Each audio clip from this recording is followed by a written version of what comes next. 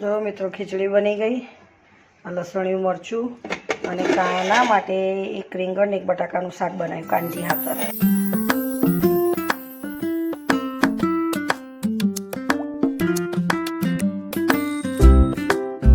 જય શ્રી કૃષ્ણ, રાધે રાધે, જય દ્વારકાધીશ, હર હર મહાદેવ. મિત્રો સ્વાગત છે તમારું મારા આજના નવા બ્લોગમાં. મિત્રો સવારના 10 વાગી ગયા છે. તમે બધાને ગુડ મોર્નિંગ. ને કેમ છો તમે બધા? મજામાં? બધા મજામાં રહ્યો. દ્વારકાધીશ બધાને સાજા સારા રાખે, મસ્ત રાખીને ફર્સ્ટ ક્લાસ રાખે. તો મિત્રો ચેનલ પર ના હોય તો સબસ્ક્રાઈબ કરજો અને વિડીયો સારી લાગે તો લાઈક શેર કોમેન્ટ કરજો.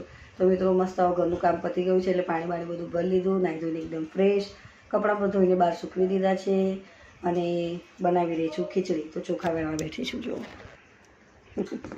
ચશ્મા મારા હંમેશા ચોખામાં જ હોય.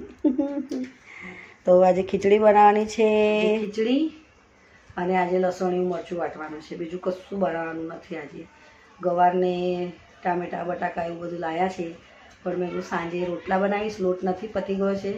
તો મેં કહું સાંજે રોટલા અને ગવારનું શાક બનાવીશું, કાં તો નારિયેળની ચટણી વિચાર છે બનાવવાની.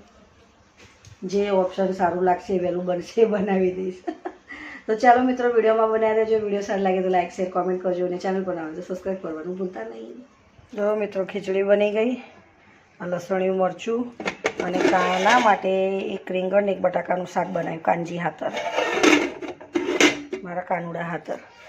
તો આજે જમવાનું છે ખીચડી અને લસણિયું મરચું, અને કાના માટે રીંગણ બટાકાનું થોડુંક શાક બનાવ્યું. તો જોયું મિત્રો જમવાનું મારું આજે વહેલું બની ગયું. 10:30 વાગ્યા. જમવાનું બની ગયું છે.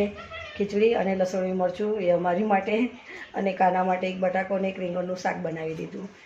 તો ચાલો મિત્રો આજ માટે આટલું જ. પણ ના હોય તો સબસ્ક્રાઈબ કરજો અને વિડીયો સારી લાગે તો લાઈક શેર કોમેન્ટ કરજો. તો મળે નવા બ્લોગમાં. જય શ્રી કૃષ્ણ, રાધે રાધે, જય દ્વારકાધીશ, હર હર મહાદેવ. બાય બધાને.